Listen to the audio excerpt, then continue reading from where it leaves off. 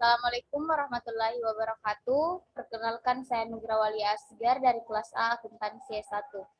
Saya akan mempresentasikan materi tugas ke-6 yaitu strategi perusahaan.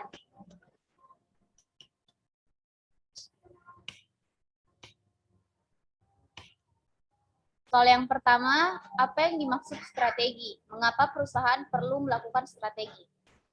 Strategi adalah suatu perencanaan jangka panjang yang disusun untuk suatu tujuan atau sasaran tertentu. Alasan utama strategi adalah membantu perusahaan atau organisasi beradaptasi dengan perubahan yang akan terjadi. Tanggapan tim kontra pada tugas kali ini yaitu strategi merupakan sejumlah tindakan yang terintegrasi untuk mendayagunakan dan memperoleh keunggulan dalam bersaing. Perusahaan perlu menerapkan strategi untuk memperoleh laba yang tinggi.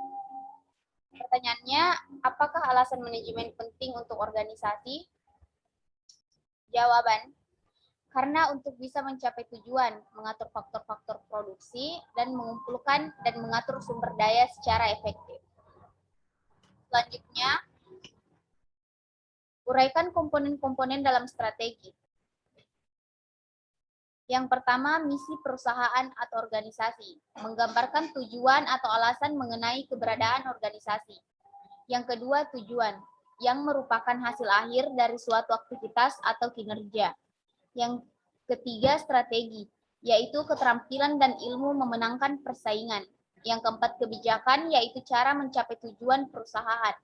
Yang kelima, profil perusahaan, yang menggambarkan adanya perusahaan dari sisi keuangan, sumber daya manusia, dan sumber daya fisik.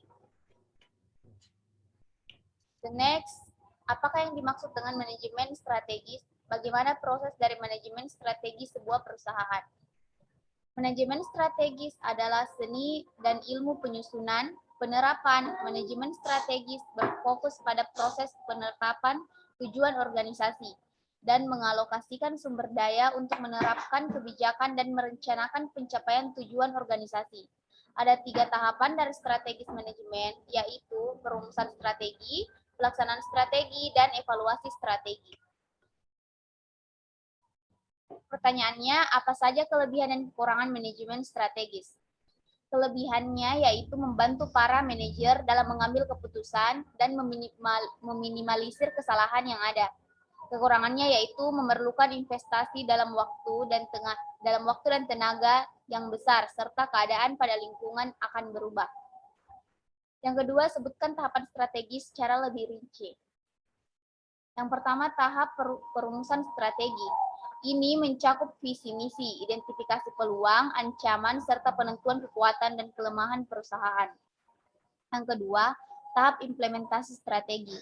Tahap ini akan menentukan sasaran tahunan, pembuatan kebijakan, dan pengarahan.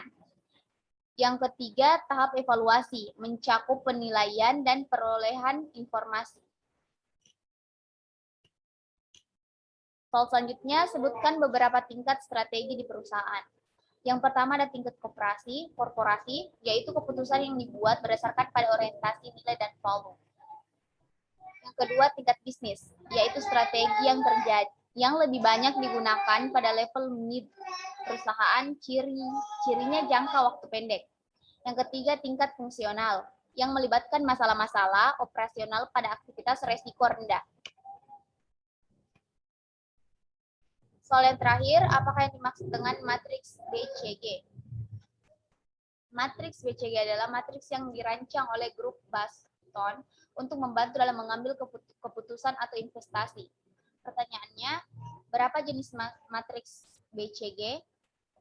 Matriks BCG terdiri dari 4 sel kuadran, yaitu 2 baris dan 2 kolom. Apa saja kerugian dari matriks BCG? Tingkat pertumbuhan pasar bukan ukuran akurat. Tidak dapat memprediksi berapa banyak uang yang dihasilkan. Tidak memperhitungkan faktor eksternal. Yang ketiga, jelaskan 4 komponen kuadran dari matriks BCG. Yang pertama adalah cash cost, pasar tinggi tapi tingkat pertumbuhan rendah, start, pasar tinggi dan tingkat pertumbuhan tinggi, question marks, pasar rendah dan tingkat pertumbuhan tinggi. Yang terakhir DAX, pasar rendah, dan tingkat pertumbuhan juga rendah.